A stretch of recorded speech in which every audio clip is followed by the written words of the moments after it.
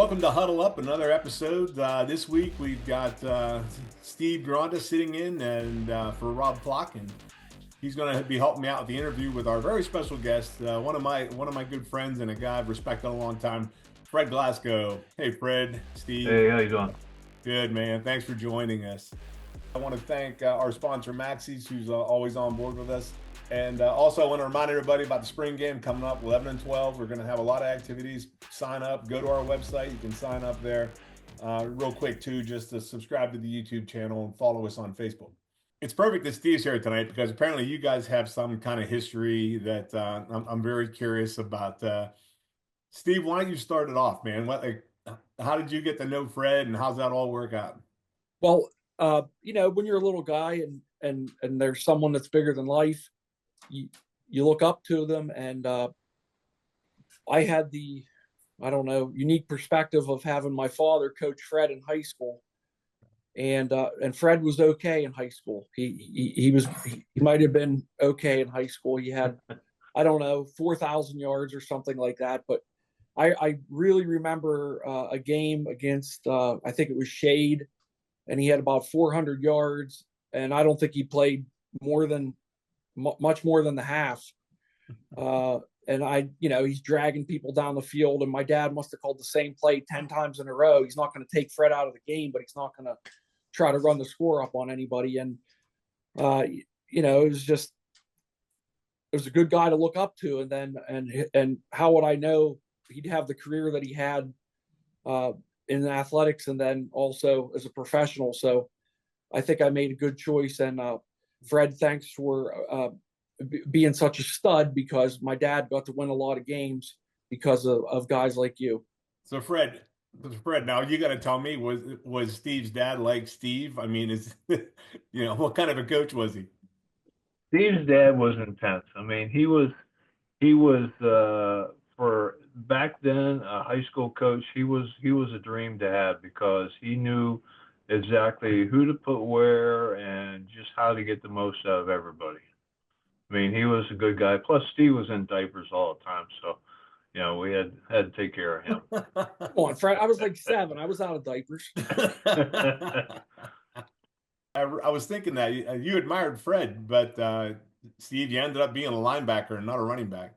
Well, when I got to Ship, I was a running back, and I saw the scout team running backs getting their brains beat out by guys like Dave Schletka and Pat Fahey and a ton of guys. I was like, I think I'm going to play defense. And back then, there were 120 guys, so they didn't care. They were to do whatever you want, Yeah. So a war of attrition. I have an older brother who probably was, he wasn't probably, he was the inspiration getting me through football, but he told me, and he played semi-pro and all that kind of stuff, but he was went both ways as a linebacker and a running back.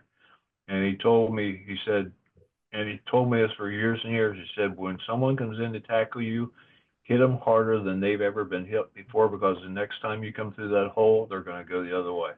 So I kept that in mind. And, Jimmy Moss would always say, run away from him, run around. I said, no, I'll run over him. Yep. Dad said that Fred would punish those guys. They'd be coming in the hole like this. They didn't want to really tackle them. That's great, man. That is really good. I mean, I remember watching you run, and you ran reckless abandon. You ran hard, man. Now, Fred, you were big 33, right? When you played. Yes. What kind of a year did you have your senior year in high school? Well, we went undefeated my senior year in high school, and like Steve said, for my career, I had a little over 4,600 yards, and in my senior year, I had a little over 2,000 yards rushing, and then that one game I had a little over 400 yards. But it was between Jimmy Cephalo and me for the record that year. Actually, for the most rushing yards that year, and I beat Jimmy out. I got to know Jimmy Cephalo through the Big 33. He was a great guy, and he's down in Florida now. All those records that Fred, is so humble about were all at the time state rushing records. Like, he was number one in those categories. And I mean, if he would have played the second half and all those games where we just pounded everyone and played when he was a freshman, he might have had 10,000 yards. Who knows? Talk a little bit about like you left there, you went to Syracuse. How did that all come about? I mean, that's pretty impressive to get a full ride offer to Syracuse. And then how did you get to ship? Well, the way to Syracuse was kind of a crooked road because I had at the time I had just about every major university in the U.S. That was coming into school there. As a matter of fact, at one time I had Joe Paterno, Johnny Majors, and Bobby Bowden in the high school at one time, and Steve's dad was trying to keep them in separate rooms so that they didn't know that each other was there. But it was kind of late in the game. Syracuse came in, they gave me a call, and my biggest thing at that time is I wanted to go pro, so I was looking at the university that was doing a pretty good job of turning out pro backs with Ernie Davis and Jim Brown and Larry Zonka and all those guys. So that was one of the reasons I made my decision to go up there. And I played a couple games up there for him. Things just didn't work out, and I just kind of got turned off by big time football. And so I was up there for one semester, and actually when I left, I went down and lived with my brother down in Virginia, and I had pretty much given up. It turned me off so bad I just didn't even want to go back to school. Wow. And Gene Epley at the time was head coach at Shippensburg, and he had played at IUP along with Steve's dad, and I guess I don't know whether Gene had called Coach Geronda to say, hey, what's going on with Fred? And anyhow, they got me connected up. Coach gave me a call, and then Gene Epley gave me a call down to my brother's and said, hey, why don't you come up and take a look? And so I thought, okay, I'll go up and take a look. It's not that far from home. So I went up. They were during their spring practice, and I get on the field there, and I see one guy that I made friends with at the Big 33 was Ray Gowker. And when I saw Ray Gowker, that made my decision. I said, okay, I'm coming to Ship just because Ray is my friend and he's a great guy and I have somebody here that I know. So that was the deciding factor for me coming to Ship. Well, Ship got lucky. Absolutely. I got lucky. When I came to Ship, I wasn't expecting to see the quality of players that was actually here. I just came from Syracuse, and when I looked at the guys at Ship, they might not have had the size, but they had the biggest thing. They had the heart, more heart than any of the guys at the big universities had that I saw. And, that was just huge for me because these guys were playing for each other. They weren't playing for themselves. They were a team, and they were playing for a team, not like what you see a lot of the guys today that are they're more concerned about themselves than what they are about being loyal to somebody, like we did in the old days. Yeah. One thing I forgot to mention is when I transferred from Syracuse, that was when we had to sit out a year. We couldn't, play right away. And so that year that I sat out, I was the assistant equipment manager. And I was taking the water bottles over to the guys while they were taking their breaks and making sure they had their shoulder pads and knee pads and all that kind of stuff. Nice. It's weird. So I was a freshman when you were a senior, and you guys had a couple teams that almost were the champs. I don't know. You guys seem to always get kind of screwed out of championships. Right. I think you co-champed one year, and something else happened. What were those 2 years? Well, in '76, we tied with East Stroudsburg in the championship game. And that was 14-14. And, we had a great bunch of guys, Bobby Nelson, Tommy Henn, Scotty Knudsen, Renee Posey. I mean, we just had a great bunch of guys.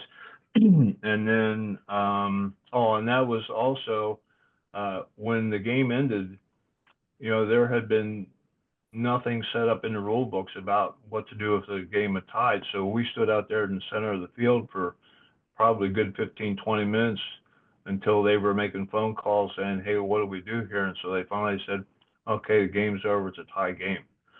And then my senior year in 78, preseason, we had a scrimmage with Gettysburg College. And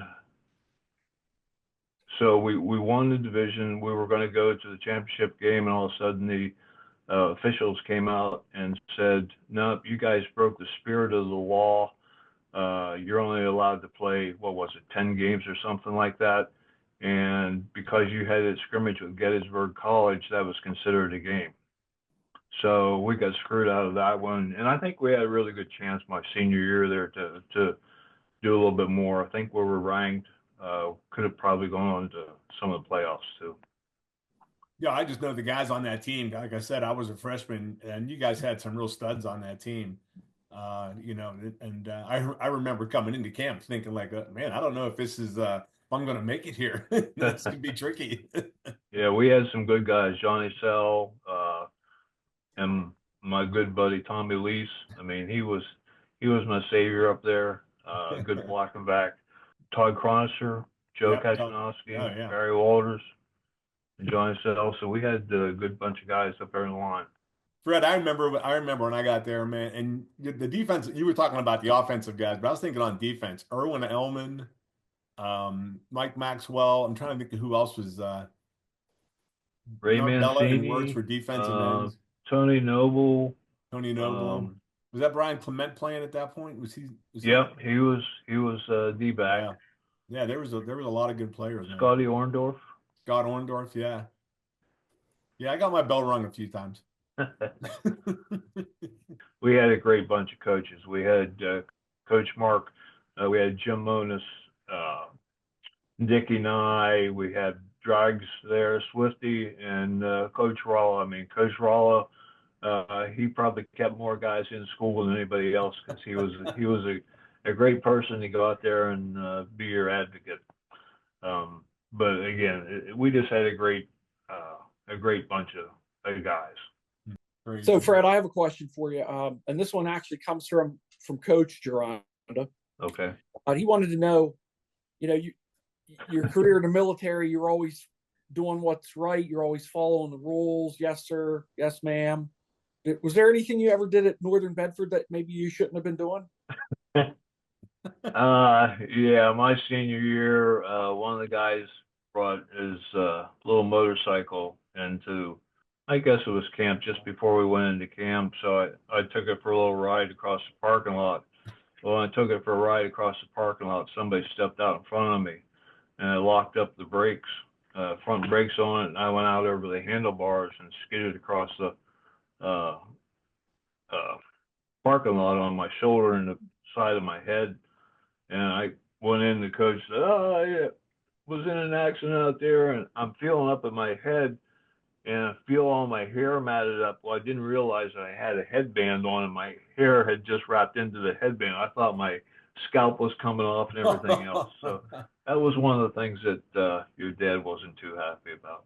Okay, I just had to ask that. Tell your dad thanks. Yes, sir. Will.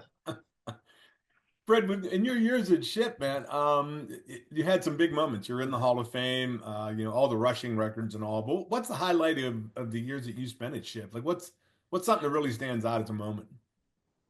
Well, I mean, the biggest thing is the camaraderie that we have with the guys, and this will come out later on. But I mean, we're just friends with people that we've been around and we've depended on for the 3 or 4 years that we were there. I think the biggest thing that I recall is the last game. I think I was against Slippery Rock. It was against California.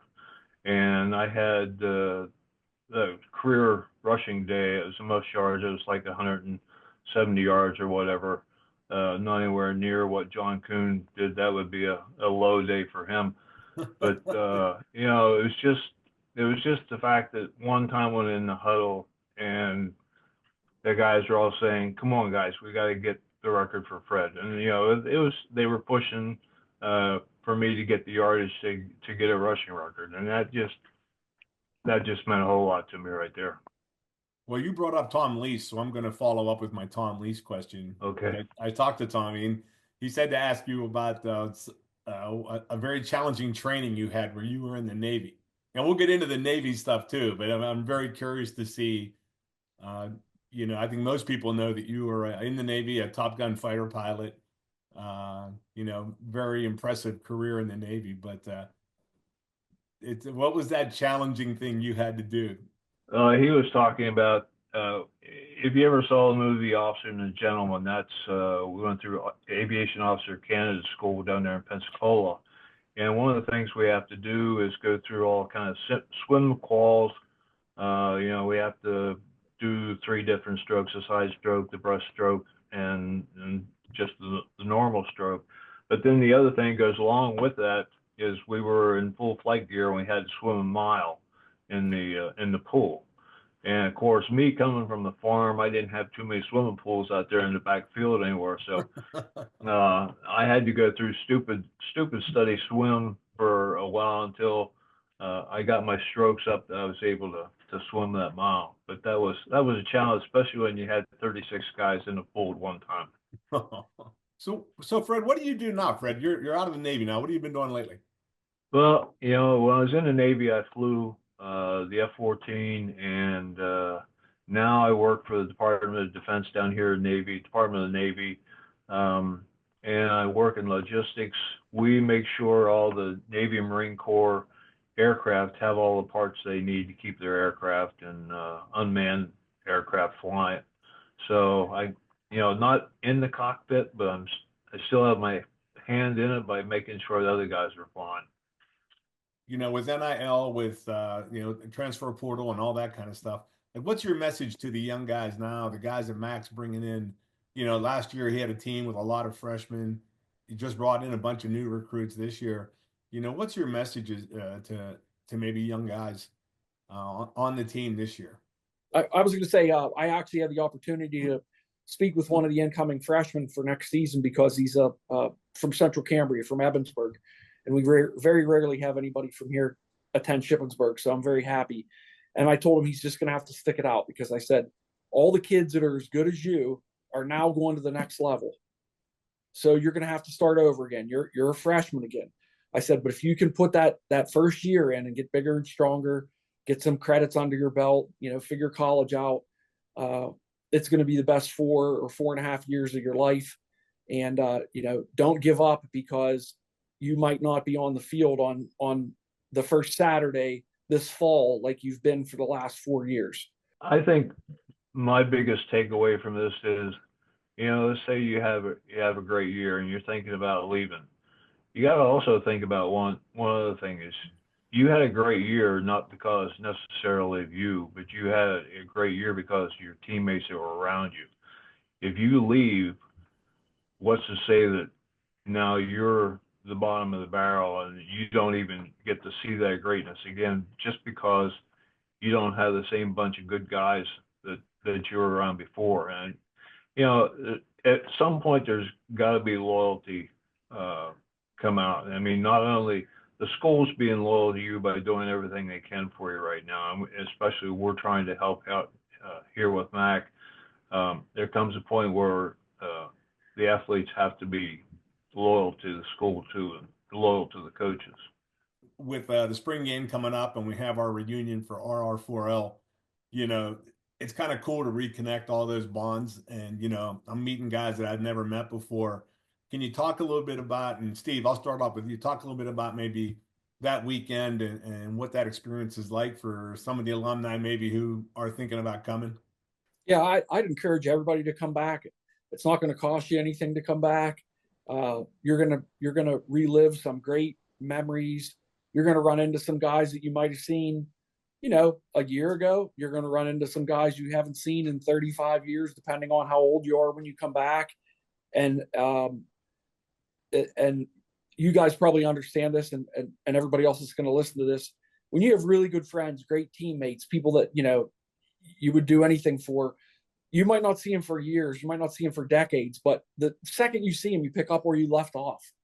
And aside from that fact, because I do get back a lot, I got to meet guys like you, Fran, and John Sell, and a number of other guys who I'm going to forget somebody, so I'm going to stop mentioning them. But you get to see guys that did the same thing you did, but in different eras, and you're all the same.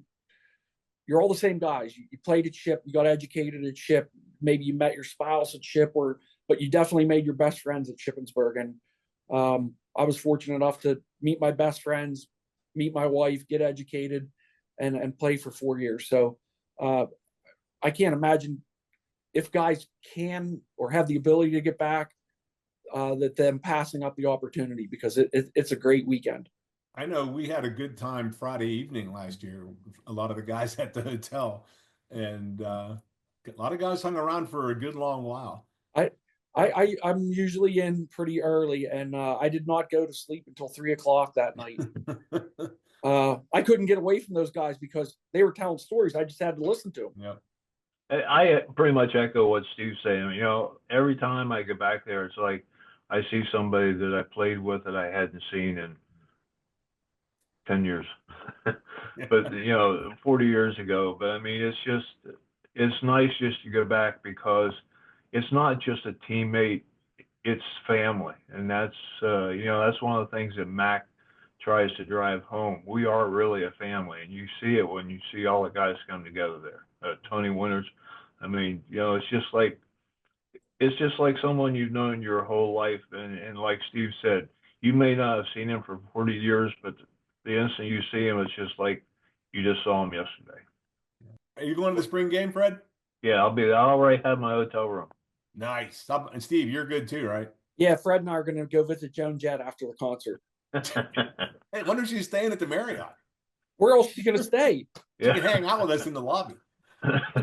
That would be great. That would be a classic moment, yes. Fred, I appreciate you taking the time, and Steve, you too. Yes, sir. And I just want to remind everybody, like you guys talked about, try to get up to the spring game.